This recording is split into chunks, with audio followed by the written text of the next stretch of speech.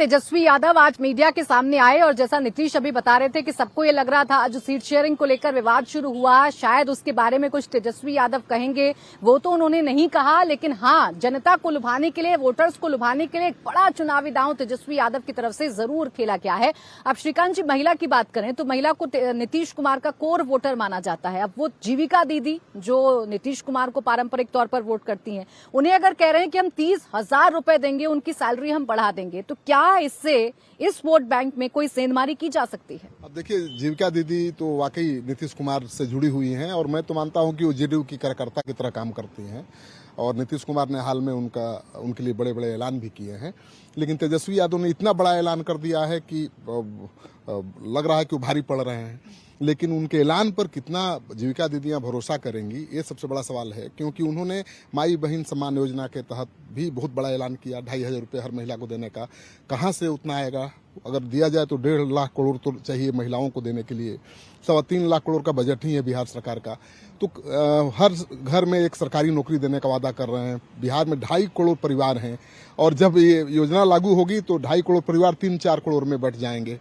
तो कहाँ से सरकारी नौकरी हर घर में देंगे, ये सवाल भी है। लेकिन अब लोग कितना भरोसा करते हैं इस पर सब कुछ निर्भर करेगा।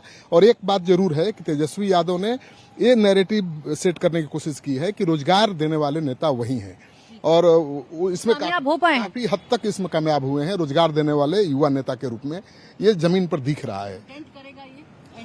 कुछ तो डेंट होगा, मुकाबला अब दिलचस्प होगा, क्योंकि पहले लग रहा था कि महागठबंधन अब बहुत कमजोर पड़ गया है, क्योंकि लगातार विवाद चल रहा था, सीट शेयरिंग को लेकर फैसला नहीं हो रहा था।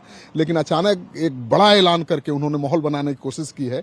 अब जनता कितना भरोसा करती है, क्योंकि एक नैरेटिव वो भी है कि वो आएंगे तो जंगल राज आ जाएगा।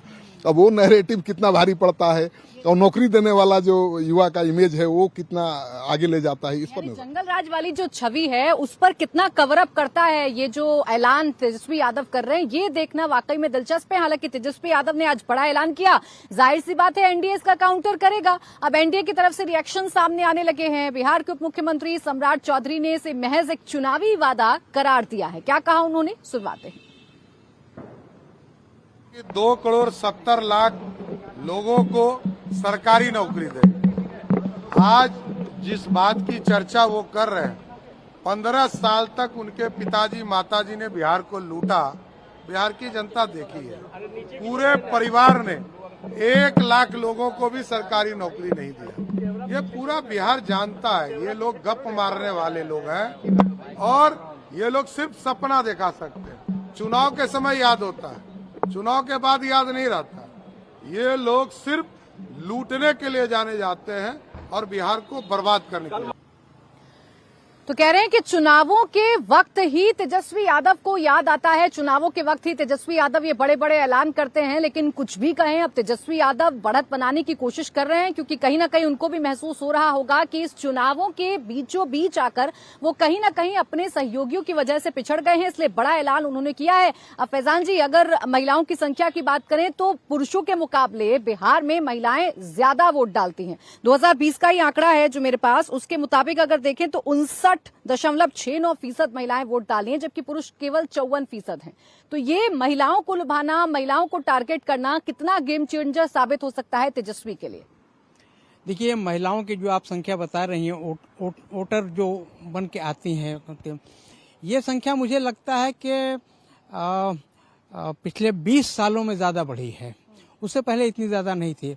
और इसमें जब मैं ये बात कह रहा हूं तो इसका मतलब ये भी है कि शायद नीतीश कुमार की तरफ उनका ज्यादा आकर्षण रहा है पिछले 15 सालों में और अभी भी है। इसलिए नीतीश कुमार ने बहुत सी ऐसी स्कीमें चलाकर महिलाओं को अपनी तरफ, उनका रुझान अपनी तरफ किया है और उन्होंने महिला वोटरों की एक बड़ी कंस्टिट्यूएंसी अपने लिए बनाई, जेडीयू के लिए बनाई है।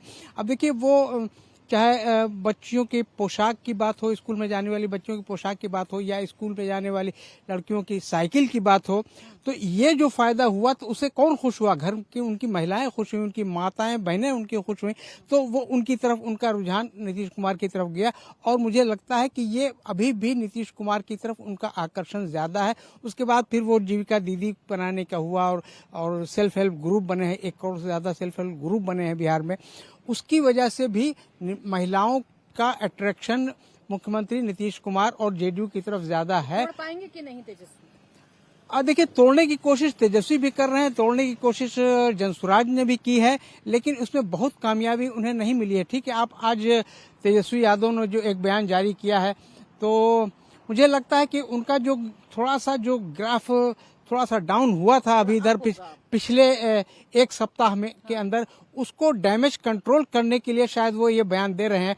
इसमें कितनी उनको मदद मिलेगी, कितना उनको फेवर मिलेगा, ये तो अब तो चुनाव में ही बता सकेगा।